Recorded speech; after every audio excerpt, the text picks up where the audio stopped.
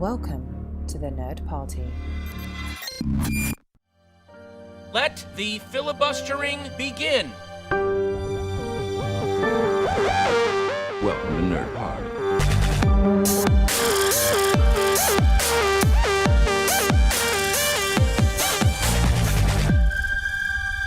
Hello and welcome to Filibuster here on the Nerd Party and our very special AQA edition, Any Question Answered.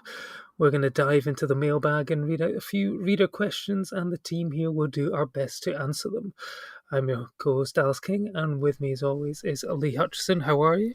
Yeah, really good, thanks. And back on Team Filibuster for this special lockdown special is Kim Morrison. How are you? Yeah, I'm good apart from going a bit stir crazy. How is lockdown treating you? It's fine. I'm furloughed from work just now, so I'm actually getting a lot of Netflix and crochet time, so I can't really complain. So it's not too bad. Okay, and I believe you have got the... did you pick up Animal Crossing as well? Right? I got a Switch, but I didn't get Animal Crossing because I've still got New Leaf on the DS, and I'm one of those people that gets too emotionally attached to leave their old town behind. So I'm going to stick with New Leaf, and I'm going to play different things on the Switch instead. I see, because I had no idea what an Animal Crossing was, and then it seemed to arrive the second day of lockdown, like Disney Plus, and I've been going, okay, not really understanding what anyone was going on about, apart from people trying to recreate movie scenes and then posting them on Twitter. I think, Lee, are you in the same boat as I am? Yeah, I had heard of it in a previous life, and then it just seemed to explode. And then my girlfriend's been playing a free version of it on her iPhone, so she's playing away with that, and I'm I was like, people paid loads of money for this, and she's like, yeah, I'm just sitting on my island and doing this and that, and I'm like, I feel like, Homer Simpson, where they go to the cider factory, and Ned Flanders is talking about all the different types of cider that you can make and how to tell if it's in season and stuff, and I'm just sitting there when people are talking about their islands and peaches and stuff, my brain just vanishes and I just collapse into a heap. I have no idea what people are talking about, which I suspect I'm towards a lot of people with my things. Is it peaches? I thought it was turnips. I believe there was a turnip crisis recently or something like that. You get everyone has turnips. Every island has a different fruit. So. Yeah. Okay. It's one of those things that I've been holding off from buying, but the longer this goes on, I feel like I'll probably end up buying a Switch and Animal Crossing just when everyone else gets bored and fed up and stops playing it, and then I'll be like, oh, okay. So yeah. We'll have to see. It has to come back in stock first before that. But hey, we're not here to talk about Switches. We're here to answer your questions that you've sent in. And the first question is going to be from our friend Oasis, on Twitter at OasisOasis. And he would like to know, and it's a good one to start off with, I think. He would like to know, how did you meet and get podcasting together? What was the love story, the meet cute that set us all on the path together? So, Lee and Kim, let's go to you first. How did you two meet? Because I think you've got a bit more of a backstory than Lee and I do. Me and Lee used to work in Tesco together. That's how we met. I was on the checkouts and I wasn't friends with anyone who worked on checkouts. I was friends with all the boys who worked in the tech department. So yeah, that's how I met Lee. And we used to go out to clubs and stuff quite a lot. And as we said on the Sonic episode, we used to go back to his flat quite drunk and play Sonic. And so I've known Lee since, I posted a photo of us on Twitter today.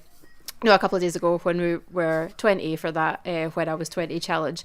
So I've known him at least 12 years, but it's potentially longer. I can't remember when I worked in Tesco. I think it's 15 years. I think I met you when I was 18, 19. So yeah. It was definitely the very start of uni was when I worked in Tesco, so that would make sense. And I always liked Kim's kind of writing and blogs and stuff. Everyone seems to have blogs and stuff, and I try to read all my friends' stuff and stuff. But I always really like Kim's work and kind of stuff on horror. And Dallas went away for a weekend or two or something like that. And so I was like, you know what, I will get Kim on, she will be so good to chat with for a podcast, all that will be great. So I got Kim on to chat about, I was like, whatever you want to talk about, we'll just do. So we talked about Scream and horror movies, and then it was technically only meant to be like one for Kim, and then there was going to be someone else filling in for like the second week, and then you would be back, Dallas. But the only time we've ever had to completely scrap an episode. So me and, he pops up on the podcast from time to time, Carlos Miranda, were joined by a mate of his, Stephen Shepard, and we recorded a podcast all about GoldenEye, the James Bond movie. And me and Carlos's audio track all worked out, and then this other guy's thing all crashed, and we never had a chance to record it again. And I was like, oh, for God's sake. So I was like, Kim, the first one went so well. Do you want to come back on again? You can talk about whatever the hell you want. So, that was how Kim came on for like 2 weeks in a row. So, in another alternative reality, she might have just come on for one episode and never to be seen from again. But some guy I've never spoken to other than that one time had a computer malfunction, and Kim returned for a triumphant second episode to seal the deal. That would have been probably about a year ago, because I think it was when I was in India, wasn't it?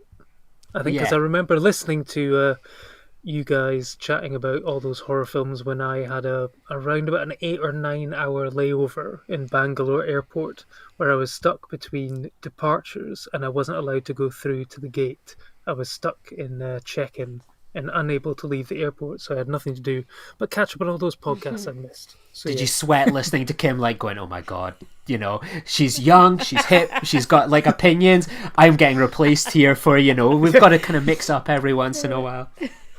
Well, if it had been this year, I would have been stuck in India potentially for a very long time, so it could have been that way.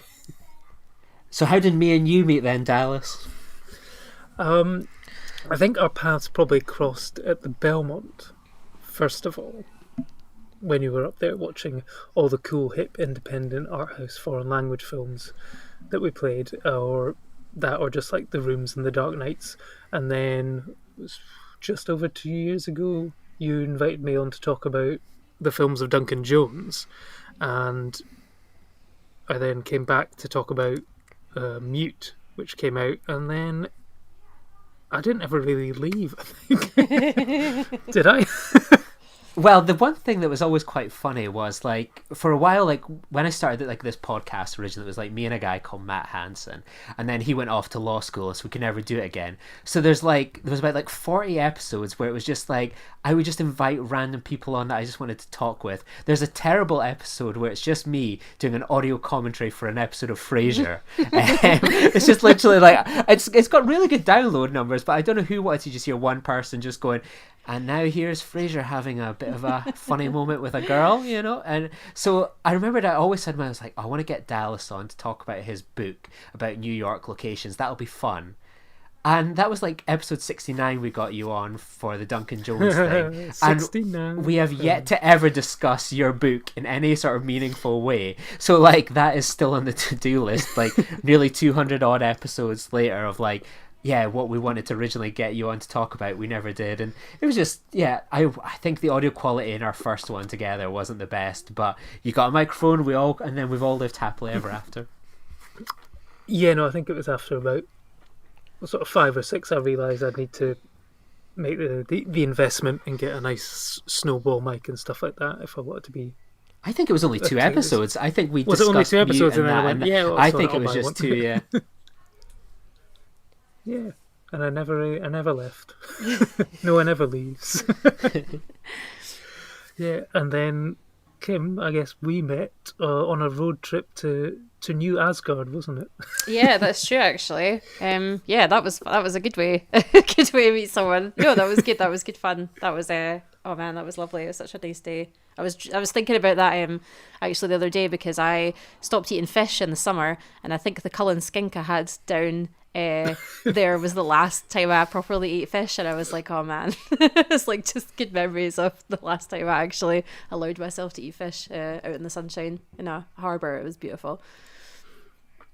I think I remember you praising that Cullen skink. Mm-hmm. It was a good choice. It was, yeah. So good, it was like, it can't be topped. Yeah, exactly. Just done with fish. Over. Awesome. So next question up is another one from Moise. He says, what are your favourite stories from podcasting? What are the most memorable moments that you have? So Kim, let's go to you first. I mean, I think randomly driving down to St Ives has got to be one of the top ones, because that was just like, yeah, it was just like, why not? Let's just drive down and see what it's like. And it was just like, yeah, the kind of thing I never would have done, and I didn't really realise how close it was, and it was just so beautiful. I've obviously not done as much podcasting related stuff as you guys, but I thought the one I thought of was probably the fact I like me just covering the Edinburgh Film Festival last year, because even though I didn't cover it for Filibuster, I applied because you guys told me to, basically. And it was just fun. We all went and did the pub quiz together when it kicked off, and I think we saw one film together, but yeah, no, it was just, that was something I probably would have never thought about doing if it hadn't been for speaking to you guys, and it was nice to go and hang out with people I actually knew and do something, yeah, a bit different. I like how you said like we did the pub quiz when it all kicked off, as if it was like some sort of aggro between all these like film critics and bloggers and directors. Like, see that Robert the Bruce guy? I'm going to nut him and stuff like that. Yeah, the opening event, not when any drama kicked off. I think for me and stuff, I remember one of my favorite ones is like it was when we were in London, and just like when me and you, I think we kind of were hoping to get like the Lighthouse red carpet, and it wasn't just the fact that one of us got it, like that we both got to go on, and we both got a chance with Robert Eggers and stuff like that. And I think that was like our first time that we'd done like a big red carpet event, and it's just it's those surreal things, like when you grow up like as sort of like a film nerd and stuff, you think how cool would it be to like go to like a film premiere in Leicester Square. But then you always wonder when you see like the people doing like the recordings and interviews and everything like that, you think, oh, I wonder how they got that. And then like we got that opportunity, and it was just one of those kind of surreal moments. You think, oh, we are good enough to kind of be here and earn our spot to kind of interview one of our kind of favorite directors. And you know, unfortunately Willem Dafoe never got as far as we did, but it's little moments like that where you kind of have to pinch yourself, where you think, oh, when I was watching Spider-Man in the cinema, I would never have anticipated I would have been like in earshot of him and like on his red carpet event, or when I was watching kind of The Witch, that a few years later I would get the chance to kind of pose questions to that director. It's little moments like that when they come up, they're just the absolute best.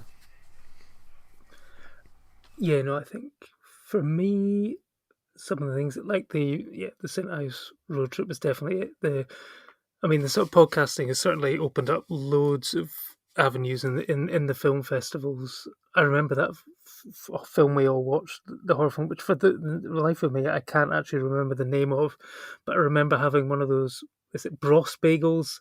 I'd ran to get a bagel, and I'd come back and it was still warm and dripping, and then basically sat down to eat it, and then like within the first 5 minutes a woman gets her entire front of her face cleaved off very, very slowly and graphically with an axe, and then I sort of look down at this bagel and go, I'm not really hungry anymore, and just sort of wrapped it back up and put it in my bag for later. So, but I think, yeah, sort of first sort of red carpet on Glasgow Film Festival for Bo Burnham, likely, like you say, the sort of Robert Eggers one, and then I guess sort of meeting Richard Dreyfuss, Academy Award winner and star of Great British Bake Off, Richard Dreyfuss at the Edinburgh Film Festival as well.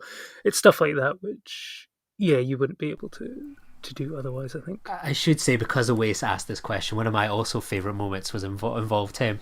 So we were doing like the red carpet in London for Outlaw King, and it was like a manic one, people were late and stuff like that, and then they were like, so there's like 4 or 5 of us together. Instead of like getting individual questions, they went, you're going to get one question between all of yous. And like me and Oase were like, right, who do you want? And I was like, I really want Chris Pine. He was like, I really want Aaron Taylor-Johnson.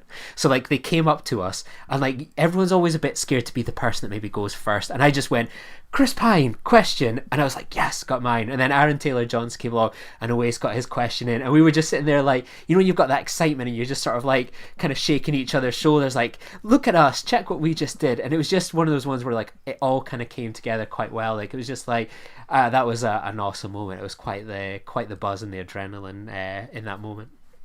I remember at the London Film Festival when we all got the email at the same time that we'd got the red carpet for Marriage Story, and we were all sort of geekily just jumping up and down.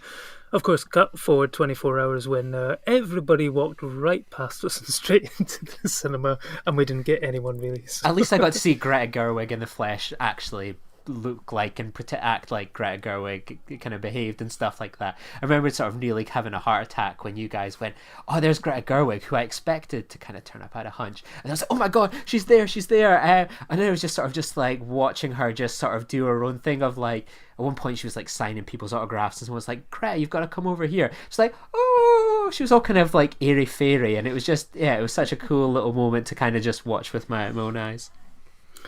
You know, I did think you were actually going to pass out at that, at that particular moment. So next up on the questions is one from my mate, John. He's actually sent in 2 questions. And the first one is, do you point your telescope to Matt LeBlanc's Lost in Space? Do you long for one of those dreadful Matthew McConaughey rom-coms from the noughties? Is Gremlins 2 your go-to Fright Night film? What are your most guilty pleasures in the movie world? We must know. Now, I would certainly immediately take issue with the Gremlins 2 reference here, because for me, I would actually rate Gremlins 2 as better than Gremlins. I think it's one of the best sequels ever made, and yeah, I love that it took it a completely different direction. But hey, that's another discussion for another time. But favourite guilty movie pleasures that you're, of course, willing to share and air your dirty laundry here. So, Lee, going to come to you first. It should be added, we had Joe Dante on the show, so we can say we've had the director of Gremlins 2 on it, and thanks to podcasting, you've got a signed Pop Funko from him as well. That's very true. That's very true. I would actually have to pick Lost in Space while we're kind of talking about it, because what was that, like 97? I was so hyped for that movie. I remember being in Florida a few months earlier when it kind of came out America first, and I bought all these Lost in Space toys from the Disney World shop, and I was desperate to see that film. I lived in the countryside. I wanted to trek through to Aberdeen to see this film, and like none of my family were interested, so if the family didn't agree, couldn't go see this film. I remembered one day like thinking, right, this is the weekend I will get to go see Lost in Space, and it didn't happen. And I remember just sort of going behind the sofa and just crying because I was so desperate to see Lost in Space. And then like one weekend we randomly went, it was like me, my brother and my mom, and we went to see it, and I just thought it was like the coolest thing. Like the CGI monkey looked awesome, the action adventure was cool, the Apollo 440 song is still an absolute banger. I love listening to that on my running playlist. And I recently rewatched it. I think it was like the F This Movie podcast did a kind of review, a discussion on it, so I watched it up on Amazon Prime, even though randomly I bought the DVD for £1 a few months ago in Kex, and I quite enjoyed it still. I think it was an interesting kind of sci-fi movie, but it just took me back to some good memories of absolute little shit behaviour. Kim, what's your guilty pleasure? I don't know if it really counts as a guilty pleasure, because I don't know if anyone really says it's a bad film, but I always just think as a primarily horror fan, if people are like, what's your favourite film? I'm like, oh, it's Halloween. I was like, but if you mean not horror, it's Legally Blonde. And so Legally Blonde is just like unashamedly one of my absolute favourite films ever. Like I must have seen it like over 100 times. I could probably quote the entire thing. I own the soundtrack on CD. I never watch that film with me, because you will get annoyed at me either mouthing along with the words or singing the songs that are about to come up before they start. I think it's just such such a feel good, happy film. There's like a montage when Elle realizes that her ex-boyfriend's a total douchebag, and she like goes and buys a really old Apple laptop, and she like works out on her treadmill, and she gets like serious outfits and stuff, and it's really like inspirational. If I'm ever having like an absolute terrible time of life, watch Legally Blonde, especially for that chunk. It's so good. But yeah, I don't know if it counts as a guilty pleasure, because I don't think I've never met anyone who thinks Legally Blonde is a terrible movie. Everyone's always like, yeah, it's amazing, but it's definitely my favourite non-horror film. It's up there. It's just so much fun and so pink. I think if Legally Blonde is your guiltiest pleasure, then you have excellent taste. I mean, there's loads of terrible horror films that I like, but I feel like people hear me go over them enough, so I thought I would pick a musical one. Have you seen the stage show? I haven't, no, sadly. I would love to. I think I did see it, and I think I'd seen it without seeing the film. I have no idea why I did that. But Yeah, and it was all right, and it's one I really should get around to watching. So yeah, no, I think I will. My guilty pleasure. I was trying to think of what counts as a guilty pleasure. I mean, I'll watch any film with The Rock or any former member of the WWE, to be honest. But in terms of like bad movies, there's one which I always seem to end up watching, and I don't know why, and it's The Lake House with Keanu Reeves and Sandra Bullock. And for me, I prefer it to Speed. I think it's a better film, and I don't know why. But anytime I ever say this, people just slate me for it. But I mean, it's absolutely cheesy. You know, it's two people communicating, you know, through time, through a magical letterbox at a lake house. But I don't know, there's just something about the chemistry between those two, and they sort of sell the ridiculous premise. And yeah, it's not a good film, but for some reason I always seem to enjoy watching it whenever it's on. I did not expect No. that. I know, that was a nice curveball left field choice for you there, you see. So next up is one which some of us might be able to answer better than others, I don't know. But John is once again asking, I'm a 39-year-old dad of 2 kids under 5. What are your top least obvious movies to watch with the puddle jumpers of this age? With the caveat that they cannot be Studio Ghibli or animated Disney films.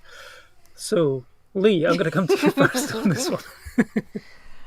Well, the problem was that Studio Ghibli was ruled out, and I always thought, like, if I had a kid, I would really enjoy kind of introducing them to that. So I kind of had a wee think about like what I really enjoyed, and kind of yesterday I was kind of bored, and I've got this like Doc Martin box full of like photos and memories and, you know, blah blah blah, all that stuff's in there. And like there's a photo of me like as like a 7-year-old sitting watching like Star Trek on a video and stuff, and like I think that was such an important show for me because I got into it when I was like 5, still really enjoy it to this day by some distance, and I learned so much of my kind of values and how to treat people and the type of person I would like to be and surround myself with. So I think it's like a fantastic TV show. You've got like all there on Netflix. I would watch something like the Next Generation. I think a young kid will really enjoy the bright colors, kind of the robots, you know, it's got really good kind of inspirational figures, and I think it would be a good perhaps alternative choice for a young kid to watch. It certainly helped me for better or worse, I think. Okay. Kim? Yeah, this was a tough one because I'm actually just working through all the Studio Ghibli films just now with my 4-year-old daughter, who is obsessed with Ponyo and My Neighbor Totoro. So I had to look at my own DVD collection because I have a massive collection of kids' DVDs even before I had a child. So the ones that I picked were anything Scooby-Doo, the Scooby-Doo films that were out when I was young, like Scooby-Doo and the Ghoul School, Scooby-Doo and the Boo Brothers, Scooby-Doo and the Reluctant Werewolf, like Zombie Island, The Witch's Ghost. All amazing. Scooby-Doo films are so good. Also Fern Gully, which I've never seen Avatar, but is apparently just Avatar in cartoon form. Yep. It's so good. I can Yeah, concur. it's like fairies. Christian Slater's in it. Tim Curry's a bad guy that's like made of like ooze and stuff. It's really good. It's kind of a bit creepy because the bad guy's quite scary. But I would highly recommend it. I also wrote down Rockadoodle, which is one a lot of people I speak to haven't heard of, but it's one where like a little boy has a book about this rooster who crows and it brings up the sun. And this band of evil owls convince the rooster that it's not him that brings up the sun, it comes up on its own. So he goes away, and of course the sun doesn't come up, and the owls take over, and the kid gets sucked into the book, turns into a little cat, and they have to like rescue the rooster back to the farm. It's so freaking good. It was one that I watched so much as a kid, and I bought it on DVD quite recently, and it's one that I haven't shown Ivy yet, but I'm pretty excited to. And I know it's technically Disney, but not animated. Anything the Muppets. So Muppet Treasure Island, Muppet Christmas Carol, Dark Crystal is one that Ivy's just got into, which I'm very proud of her because when I was a kid I was terrified of the Skeksis. So the fact that she can watch it at 4 and just be like, nah, it's fine. Labyrinth as well. And Matilda as well is one of my favourite kids films. I just watched that a couple of times in a row actually, because when Ivy likes a film, we watch it more than once. So we watched Matilda about 3 times, and I just forgot how just lovely and charming it is, and I really just want to live in Miss Honey's little cottage that's covered in honeysuckle. It's adorable. So yep, that's mine. She has nerves of steel to be watching I know, Dark right? Crystal and not be scared by it, because it was the Skeksis were terrifying to me as a kid, because I was looking through, I had to do the thing of looking through my DVD collection for sort of kids movies, but then I was looking at ones and it was all like Labyrinth and stuff where you're thinking, that's not really all that appropriate. Even like Rango is quite adult in some of its jokes. So I sort of went with the work of Laika, with the sort of stop motion animation one, and so Coraline, Box Trolls, Kubo and the Two Strings, which I loved Kubo and the Two Strings when it came out a few years ago. Fantastic Mr. Fox, I think you could probably get away with that, with sort of like under 5, probably. Lego Movie, and then when they're a little bit older, Spider-Man Into the Spider-Verse. But then I guess a lot of those jokes won't make sense until you've actually seen the live-action Spider-Man ones. So yeah, maybe hold off for a few years. I always think with like the language and like jokes, like I remember watching Mrs. Doubtfire at the cinema as a kid, and I thought it was the absolute funniest thing. And then when you watch it as an adult, you were like, oh my god, this was like on a totally other level with the stuff that was going on as well. I thought like the most X-rated thing was someone getting told to piss off. And I remembered me and my brother and like some childhood friends would always get in trouble for just quoting like piss off, Lou. And little realizing that was like one of the tamer parts of the film when it came to kind of language, sexual jokes and so on. Yeah, no, actually, I realised it when I think I saw the Goonies at the cinema, like as an adult, like around about probably like 2009, 2010. And there's a lot of swearing in that, and then you realise that basically a lot of the PG films from the mid 80s actually had a lot of swearing in them, but of course it's been cut for TV, and then you only find out when you actually sort of watch them back later on the cinema or on DVD that actually, they're actually a lot ruder than you initially thought. So next up, we've got a question. This is from the team at Aberdeen City Libraries, and they want to know, what is the best movie based on a book? Kim, let's come to you first. Man, this was a tough one. I decided to pick... I picked a couple because I couldn't pick one. I also decided to pick ones where I liked the book and the film, even though I thought the film was amazing. So I went with High Fidelity, which is one of my favourite films ever. It's just the minute I remembered that film existed, I was like, I need to watch this immediately because I've not watched it in so long. It's just one of those like total feel good, amazing music, just brilliant films that I think actually kind of improves on the book a bit. I think it being like set in America and stuff didn't like hinder it or anything. I just think like John Cusack and Jack Black are absolutely amazing in it. It's one of my favourites.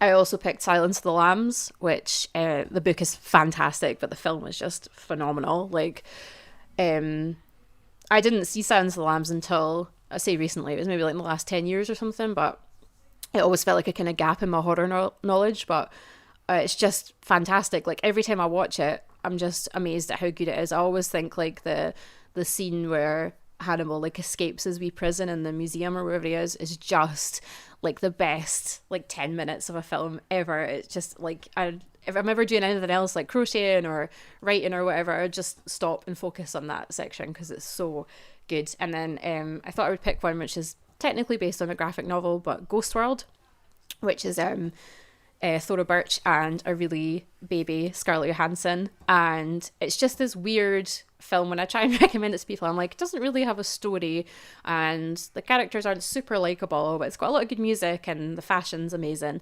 and the graphic novel's kind of the same. It doesn't really have a clear like beginning to end story, but it's really fun and amazing to read. And yeah, Ghost World is just, it's brilliant. It's one of those ones that I just randomly discovered one night when it was on the TV, and I've been absolutely obsessed with it since. But it's very it's a bit nuts, but I would definitely recommend it if you haven't seen it. Excellent. And Lee, what have you picked for us? I had this written down and I'm stunned that Kim didn't get this one in. I've gone with Cruel Intentions, the adaptation of the 1782 Leon Dangerous. Yeah, that's definitely one of the best kind of films, really. I remember kind of growing up and just being absolutely blown away by this film. It was sort of my first kind of teen kind of movie that I sort of watched. I think it was like 2000 or something like that. You know, I had it all for sort of like a teenage boy and so on, and I had the chance to kind of dive into the book to some degree. I've never completed it, but I thought that was such a unique adaptation in such a modern way, and it's probably the only book adaptation that's ever won like an MTV award for Best Kiss. So you have to give props where props is due. So I refuse to believe anyone else's nomination will have that kind of caveat next to it. Certainly, my picks do not have a bit of spittle being stuck between two sets of lips, so yeah. But I've gone with two. I've narrowed it down to two, and I've actually gone with films which I actually feel are better than the book, and they are Psycho by Robert Bloch, which is an okay book turned into a masterful film, and then Fight Club by Chuck Palahniuk, which I've read the book after seeing the film, and it's not as good as what David Fincher did. I think the best adaptations are the ones which don't stick too literally to it. I think maybe sort of Peter Jackson's extended editions of Lord of the Rings are probably the exception, but it's the ones that sort of take something and then do something a little bit different with it, like High Fidelity as well, which managed to take the essence of the book and then transpose it to Chicago and still produce a fantastic film. So yeah, Fight Club, maybe American Psycho as well. But then I'm naming lots rather than one. So there we go. I'm cheating. That's what I'm doing. I'm cheating. So next up is these are a couple from my wife Lucy, and she would like to know, how do you balance podcasting, work, watching films, etc.? Lee, how do you manage to fit it all in? I try to kind of record a podcast. I suppose we do 2 every 2 weeks and then 1 every other week.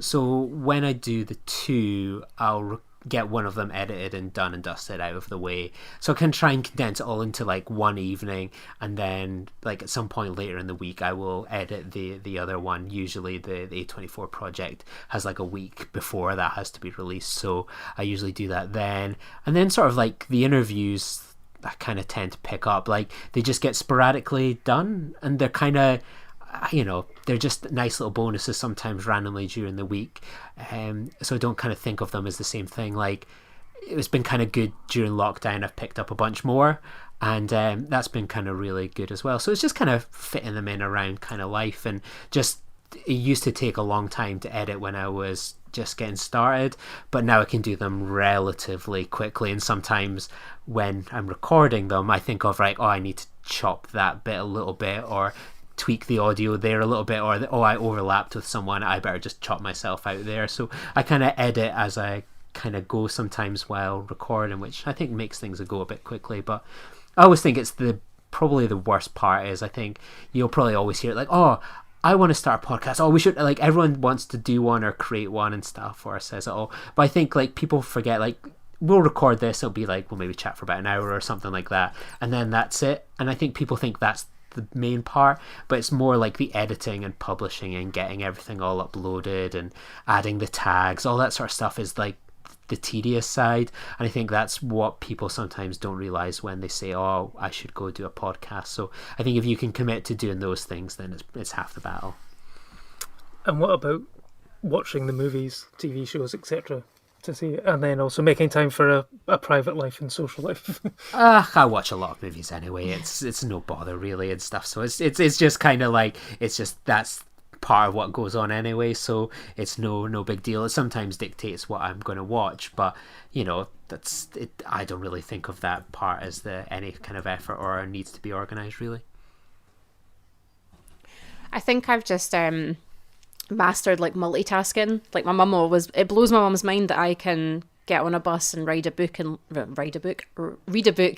listen to music at the same time. She's like, how can you do two things at once? And I think I've just tuned myself to do that, because like I always try and watch stuff at lunchtime at work. If I'm trying to, like, it's usually whatever TV series I'm trying to beast through just now, which just now I'm doing a rewatch all the Doctor Who episodes, so it'll be like one of those at lunchtime to fit it in, and then at night time it's always like I'll be sitting writing like while I'm watching films, to write about for something else, or if I'm sitting like crafting something, like I do a lot of crocheting and knitting and stuff, I'll always have films on in the background. It's quite good having my Switch now as well, because it means I can play games and watch films at the same time. I don't have to take up the TV for the Xbox. So yeah, I think especially because I've got a kid, my nights are kind of written off until about 8 o'clock when she goes to bed, so it's just it's sleeping a lot less than I should, and doing a lot of things at once is usually the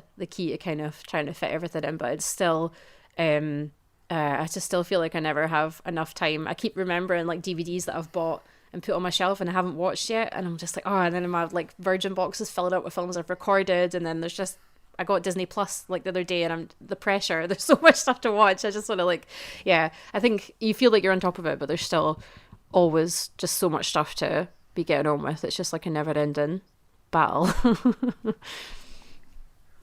Are you guys finding that even though we've got more time, apparently, due to the lockdown, there's still not enough time to watch all the stuff you want to watch? Yeah, definitely. Yeah.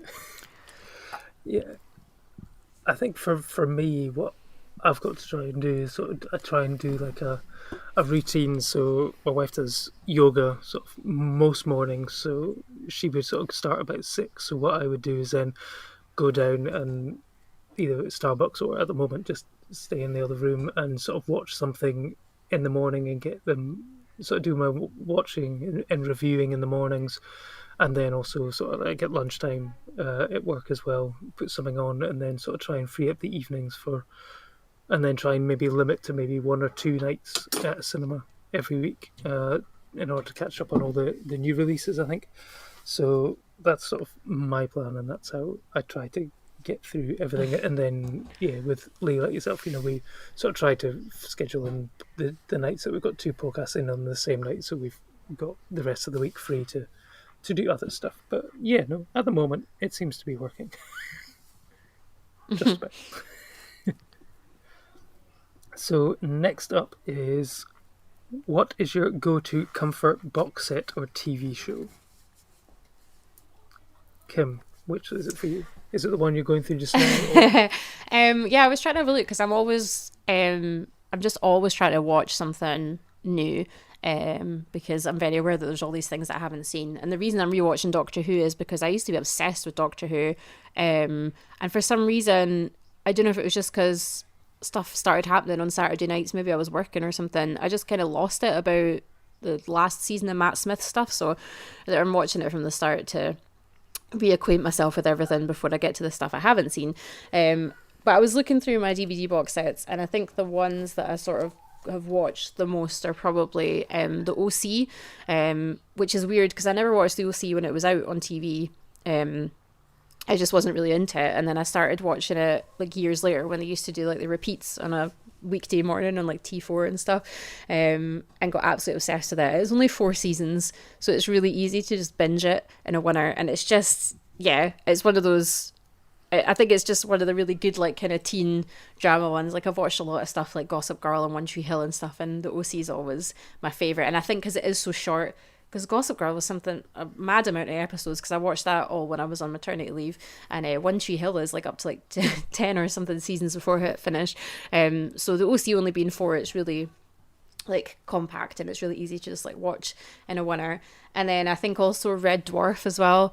I've got that on DVD, but it's on Netflix as well. And there was one like weekend where I was really ill and I was at my boyfriend's, and we literally, I think we maybe watched almost every episode of Red Dwarf, because it's just so easy to watch it, and it's still funny, and it's just because the episodes are so short, and it's just like a total memory of being a kid, because I used to watch it when I was really young. It was my dad used to like tape it for me and I would like stay up and watch it, and yeah, so that's always that's my good my comedy one is definitely Red Dwarf. That takes me back because I remember they used to do like season nights on UK TV Gold on like a Sunday night, and I would get like put a tape in, I would record all 6 episodes, and then like the next day I would just like blitz them. And I absolutely loved Red Dwarf. I've like fallen so far behind on it since sort of the new series all kicked out and stuff like that, so I need to find the time to watch that. But my girlfriend's obsessed with like that One Tree Hill. Is that the one with the basketball? Yes. Yeah, like I keep watching that. It's like, where's the basketball? What's happening with that? And I saw like a video clip recently on like Twitter where someone went, remember when One Tree Hill did this? And it's a guy that's getting like a heart transplant. And like someone's running across the room and then they trip and then the heart transplant falls on the ground and the dog eats it. It's like, why did all the time I walk in on my girlfriend watching this show did I never see that? So and good. like the Gossip Girl one, all the time I would just be passing by the living room and I'd hear EXO, EXO, Gossip Girl, and I'm enjoying the memes of that just now. It's quite good. But for me, I suppose my go-to box sets, I'm loving. I own all the 24 DVD box sets, and then I've kind of become a bit annoyed somewhat with it because I want to be able to just, it's not on any streaming services here, I just want to watch one after another. And last week on iTunes USA, it was like all 205 episodes for like £24. And I was like, I am buying that. And then the next day I dropped off all my box sets on my mate's front door so he could enjoy all the 24. So I've pretty much finished all of season 7 in kind of a few days. I loved that show when I was younger, and I'm so kind of glad to be able to just kind of enjoy a blitz of it. Obviously Star Trek's big as well. I got a spreadsheet recently, so Star Trek's been on the go for like 55 years, and there's huge laps where like several series were kind of on at the same time. So I've got like a show order of release order, so some of them will go like one series and then the following week it's another one and another one. So I'm kind of working my way towards doing all 7, nearly 800 odd episodes of that. So I'm like kind of in the early 20s at the moment, so I'd like to kind of get through that. Things like, you know, Frasier, I never tire of watching that. It like hits the right spots for me. Yeah, there's just so many. I don't have much time to watch TV too much. I tend to watch kind of movies or go to the cinema, but I'm having a bit more time to kind of dive into the TV world. And yeah, it would definitely be 24 at the moment. So I picked season 7 out of the pile, and then I think I'm going to go watch season 3 next, which is all about a global pandemic. So that'll be my next one. For me, yeah, the sort of TV box sets, it's a tricky one. It's like new series, I feel like I don't have the time. I mean, obviously the pandemic should allow more time to start new stuff, but it's like anything like you say, it's like, oh, you should really watch The Wire. That's the thing that I really should get into, but it's just like, oh, it's such a daunting prospect. For me, sort of going back, I mean, me and my wife will, because it's always on either on Channel 4 or Channel 5 or Netflix or anywhere, it's Friends will always be on basically a constant loop. But I always prefer like really sort of like short series that you can just sort of blitz in like a couple of days or one day. So, but I think it's either probably Spaced or the first series of I'm Alan Partridge when he's staying in Linton Travel Tavern. For me, that is probably up there with like the funniest show of all time, and I never tire of that, so I'll always sort of just chuck that on if I'm wanting to cheer myself up or something like that. In terms of a drama or whatever, I probably wouldn't bother. It would always be like sort of comfort food, so it's always something that makes me smile and stuff. I'm sort of going through Parks and Rec at the moment as well, but what a good choice. Is this a first time watch?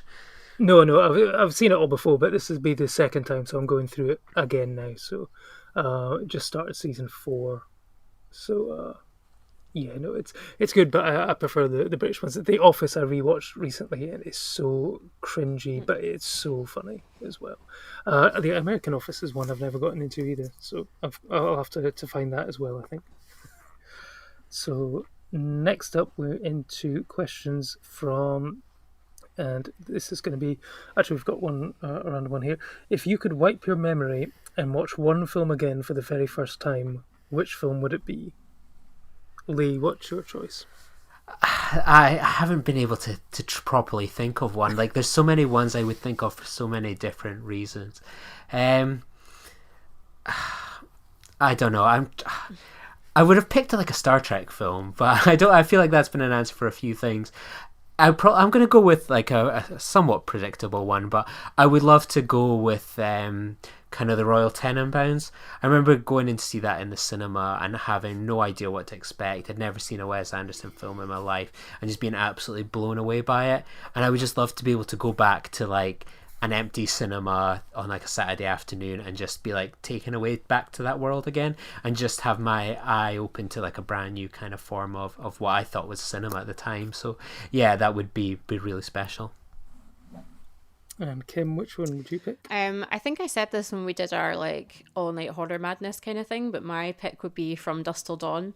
I'm entirely sure I knew the whole plot of the film going in, but I still remember like the shock of like when it turns out to be vampires, and then the shock like the ending shot of From Dusk Till Dawn never ceases to just like be amazing. It's just one of the best like final shots in a horror film ever.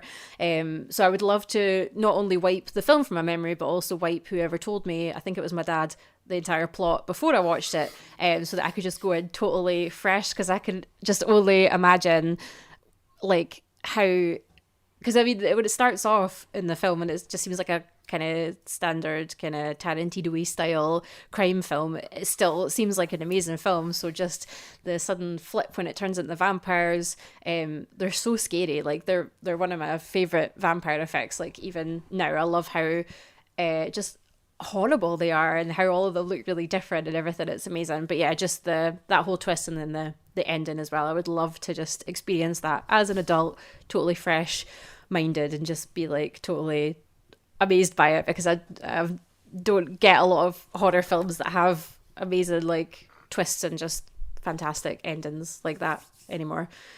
So I'm going to go, I think, with a sort of similar vein to that, and it would be a film with a twist that I wish I could experience again. And I've narrowed it down to two because I can't honestly choose between the two. And it's the two that I picked for books as well, and it's Psycho and Fight Club. And I think Psycho, I probably knew of the sort of shower scene and stuff like that in advance from like doing film studies and things. It's one of those iconic moments that you kind of hear about, and so I came to it sort of probably seeing it around about the age of 18 or something. So I probably knew that. But Fight Club, I saw probably at opening weekend and swore out loud in the cinema when the twist happened. I was like, no effing way, that can't be true. And then watched it straight away again and went, of course, it makes perfect sense. So to be able to experience something like that again, because yeah, those are films which are completely different on repeat viewing, and I would just love to have that sort of shock experience first time round of doing something like that. Yeah, I feel like when I saw Fight Club for the first time, I can't remember if I knew the end or not, but I feel like I was quite young when I watched it, and I think like even if I hadn't known the end, I don't know if I would have necessarily like appreciated all the nuances of it, like going back and watching it again. So I think stuff like that would be cool to wipe it just to watch it again, like as an adult, and like have your full like brain on about it, and actually maybe see if you would pick up on the stuff. Because yeah, I'm pretty sure I always like really enjoyed it, but I don't know if I would have picked up on all the kind of subtleties that I would hope, having studied a bit of film at uni and stuff, that I might pick up on now, having seen it fresh. Absolutely. So next up is Sean Eastridge from The Nerd Party, and he wants to know, is there a movie that you hated the first time you saw it and that you've since grown to appreciate or even love? So Kim, what was the film? I picked a couple for this because they were the first two that sort of jumped up in my mind. The first one was Prometheus. I think when I went into Prometheus, I was really, because I love the Alien films, I was really looking for like a full-on like Alien prequel. And because there's obviously not a lot of like any like xenomorph kind of action in it, I think I came out of it being a bit like, oh well, that was rubbish. And then I rewatched it recently because Film 4 were showing a double bill of Prometheus and Alien I was gonna say Resurrection. I was like, nope, that's not, it's one of them, but it's not the right one. Covenant, and I had never seen that, so I was like, right, I'm gonna watch them back to back. And I actually really liked Prometheus the second time around. I think when I went into it knowing that it wasn't going to be this, like, it wasn't going to be what Covenant is, like a full-on kind of Alien prequel, it's actually really good. And I sort of all the bits where they kind of first go into the bit where all the eggs are and things, and they all kind of get separated from each other. I sort of missed how scary that was the first time round. And then the bit where the guy's face gets, like, his visor gets sprayed in the acid and he like breathes in and it all just sticks to his face and stuff. I think I just totally missed all these like amazing body horror moments. So I'm definitely glad I gave it a second chance. And the other one was the Blair Witch Project. I think it's kind of the same as what I was just saying about Fight Club. I think when I watched this as a kid, or however old I was when it came out, and everyone was like, oh my god, this is one of the scariest films ever, because it wasn't like, I don't know, like slasher, very obviously scary. When I watched it the first time as a kid, much like when I watched The Exorcist, I was like, all right, okay, what's the big deal? That wasn't scary at all. And then I've watched Blair Witch loads since then, and it's actually bloody terrifying. Like, I think I just missed, like, again, all the kind of subtle bits, and the sort of being able to put yourself in that position and imagine how terrifying it would be if you were just in woods that were really close to people and you just couldn't escape. So yeah, I think definitely Blair Witch was one I probably just watched too young, and it wasn't as just like flashy, bloody, gory as like all the kind of slasher films I'd been watching, and it sort of didn't live up to my expectations. But I've rewatched it many a time since, and it's very scary. It has definitely earned its title as one of the scariest films. Cool. Lee, which film did you dislike on first viewing but maybe have changed your opinion on over the years? Yeah, I related very much to the Prometheus thing. I remember being so incredibly hyped for that movie. I thought I had like the most exciting ad campaign, and then I remember going to see a midnight screening of it being like, and I remember going to go for like I went to like, what's it called, like a Whataburger. It was this like really cool burger place, breakfast. Like, I've still got my membership card, and I remember just sitting there like the next day just trying to like kind of process the film and like, well, that doesn't make sense and that doesn't fit in with that that timeline. And, I had a lot of issues with it.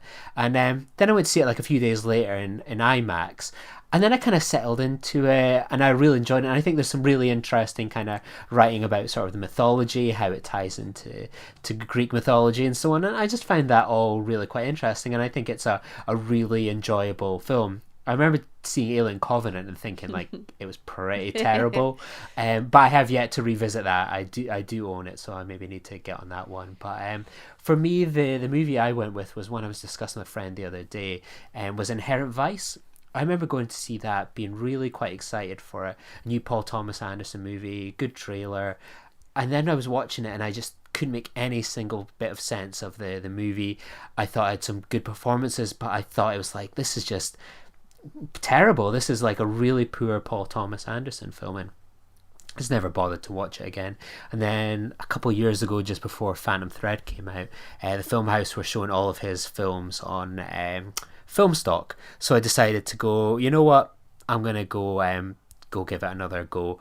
And I just sort of decided, because it was like a stoner film and I've never been a stoner or anything, I was just like, right, I'm not going to try and make any sense of the film. I'm just going to just get comfortable in my chair and just let the film wash over me, not try and make any sense of this or try and solve the case. I am just going to just let it wash over me. And while I don't think it's any sort of perfect film, I think it works on a repeat viewing that it just did not work for me at all in the first watch. And yeah, it's definitely one of the, still in the lower half of Paul Thomas Anderson filmography, but one I enjoyed.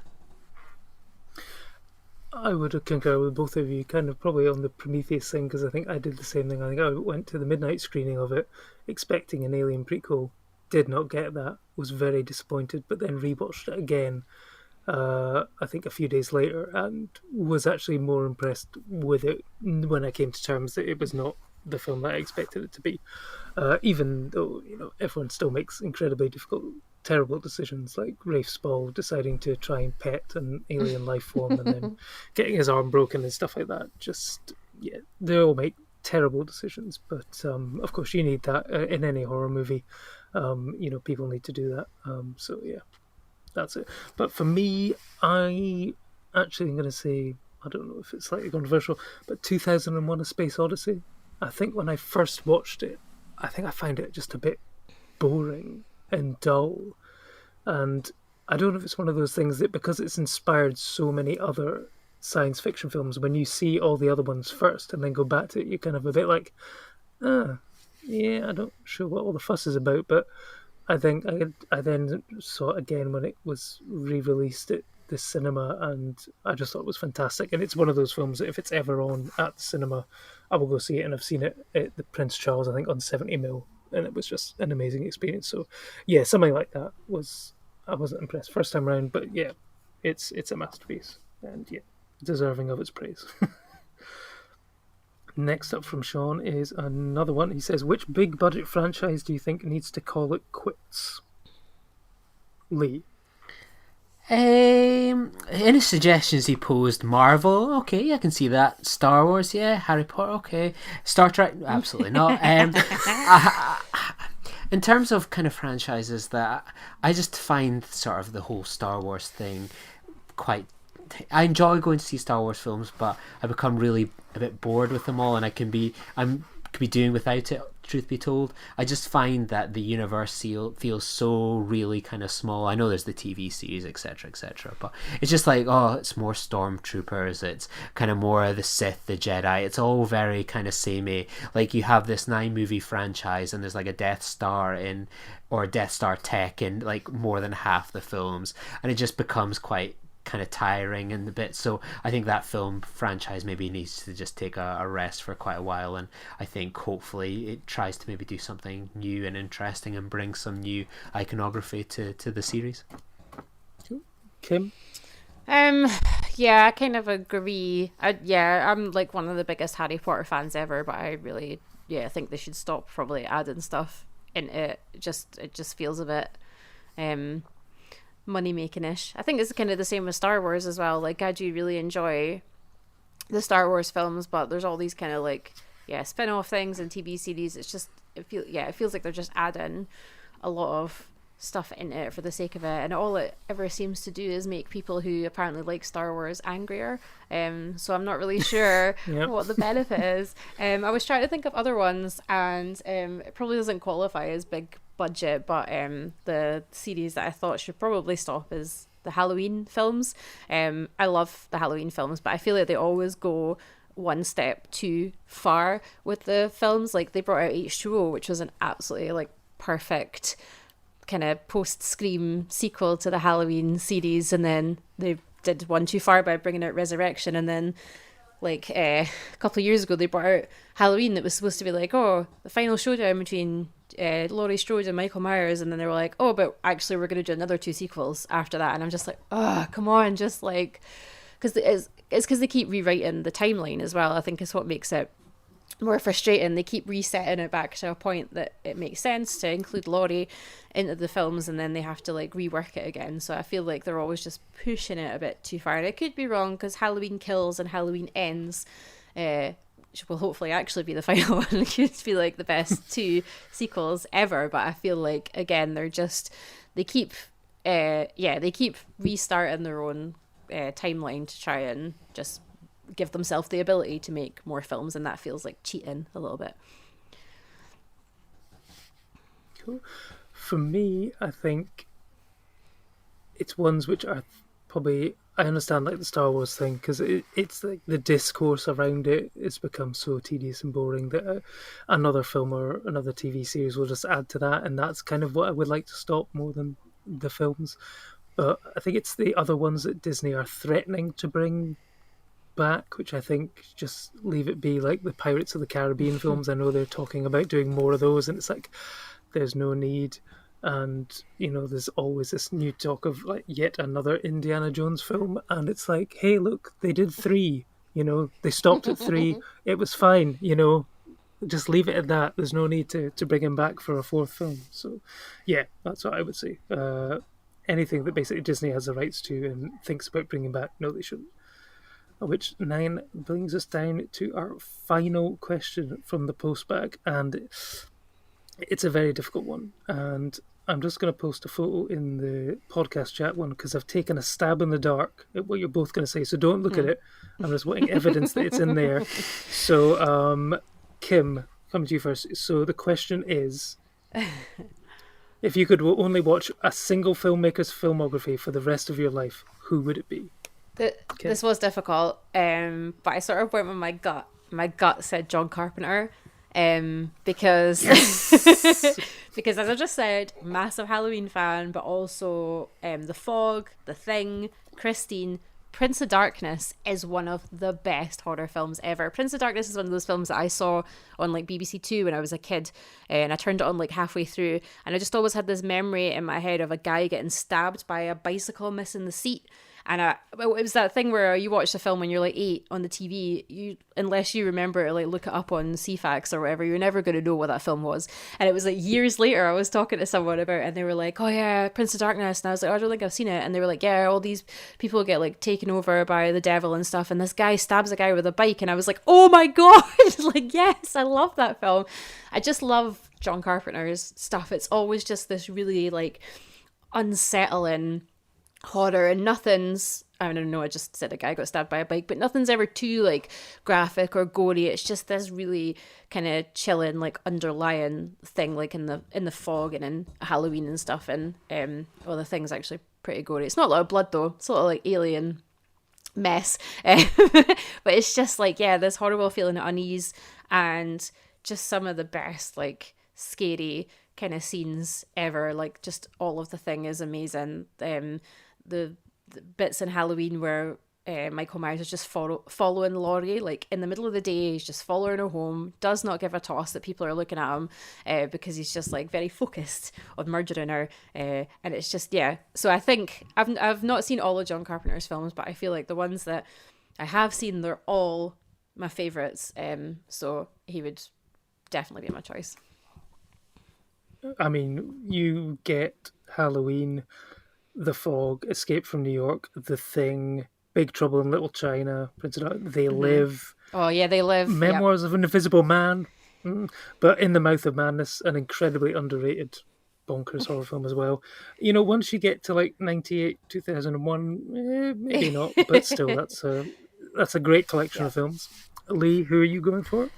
So I've gone for Paul Thomas Anderson. Oh, damn it, I got it wrong. I put Wes Anderson. I thought you might have gone for that. No, I went for Paul Thomas Anderson.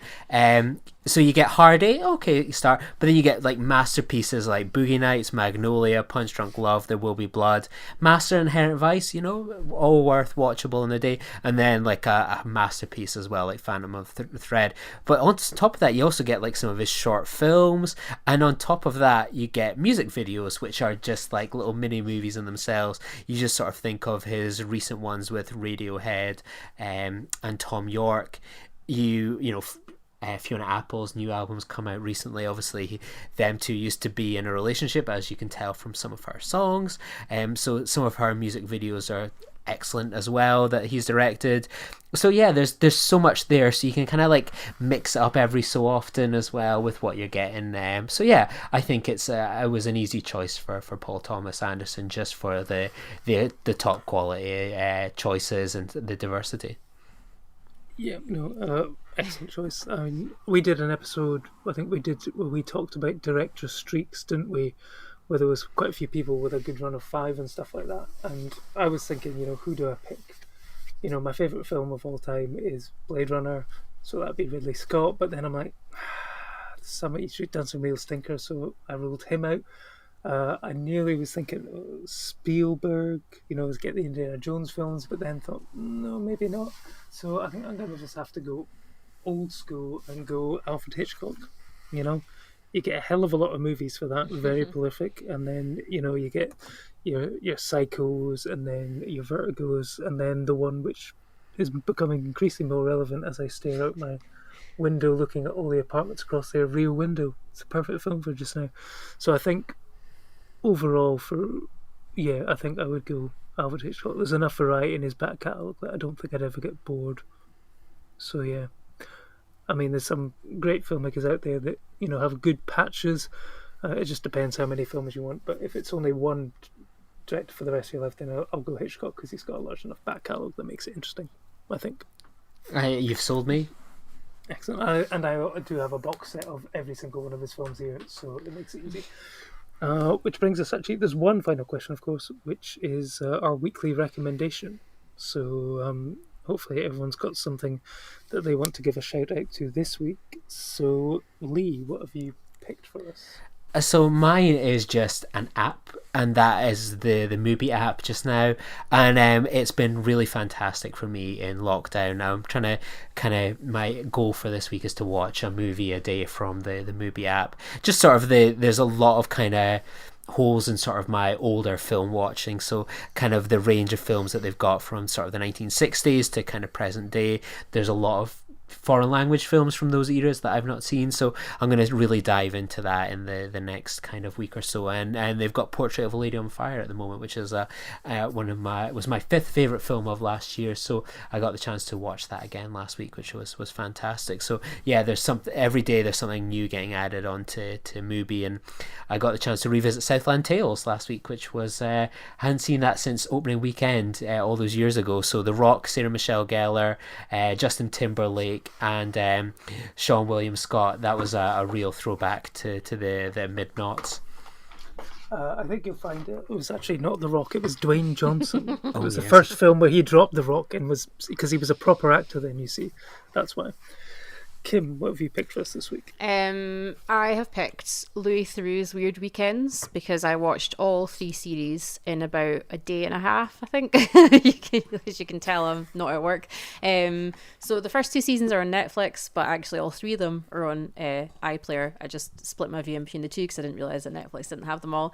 And yeah, I watched all of Louis Theroux's kind of other stuff on Netflix last year. I think these were the ones I hadn't watched, and they're from like 1999. And I swear, apart from not having an occasional beard like he did on Bake Off, Louis Theroux looks exactly the same as he does just now, and he's just I feel like he's about 112% more awkward in these ones. Watching him sing George Michael's Faith to a group of born again Christians with his guitar that he had with him for some reason was fantastic. So yeah, I thought they're really interesting. It's a bunch of weird topics, and watching him decide to engage in a swingers party, and the only way he feels comfortable engaging is like gets naked and jumps in the swimming pool right at the end of the night. And I just love how like white guy awkward he is. It's brilliant. So yeah, get them watched. They're hilarious. I endorse that one. I never tire of what that would be a box that I would never tire of rewatching. Yeah, no, I need to. I've been rewatching some of the shows recently on iPlayer and stuff like that. Like The Secret, like was it one of the pets where he speaks to Joe Exotic and stuff like that. But I mean, total props for having an autobiography called "Gotta Get Through This." So yeah. But my pick this week is something which is on all 4 for the next few days, and it's a film which I remember it coming out, but for some reason never got around to seeing it at the time. It's 2016's The Greasy Strangler, which is just utterly mental, and I couldn't believe what I was seeing, and made the stupid choice to watch it first thing in the morning over breakfast, which is something which I do not recommend. I recommend you watch it at a time when you're not eating particularly anything greasy, because it is gross and bonkers. Have either of you seen this one? Yeah, I've seen it, but I wouldn't recommend the follow-up film. The Beverly Loughlin. Oh, that is a bad film. I've not seen it. No, everyone who's ever spoke about it kind of gave it a review like you just gave it that made me think, I don't know if I'll actually enjoy this. So I've always given it quite a wide swerve. I did see that it was going to be on, and I was like, nah, I don't think I can stomach it. It sounds pretty weird. No. It is very, very odd, but there was just something about it that I was like, I think this is really good, but I'm not entirely sure. So I always like a film like that. But yeah, it's on all 4 for the next couple of days if you've got a spare 90 minutes and aren't eating anything. So yeah, that's it.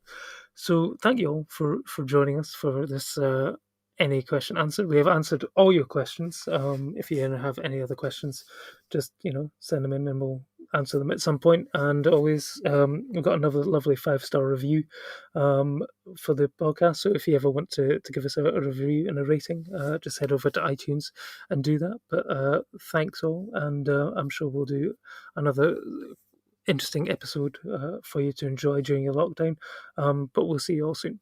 Bye bye. Join the revolution. Join the Nerd Party. Welcome to Nerd Party.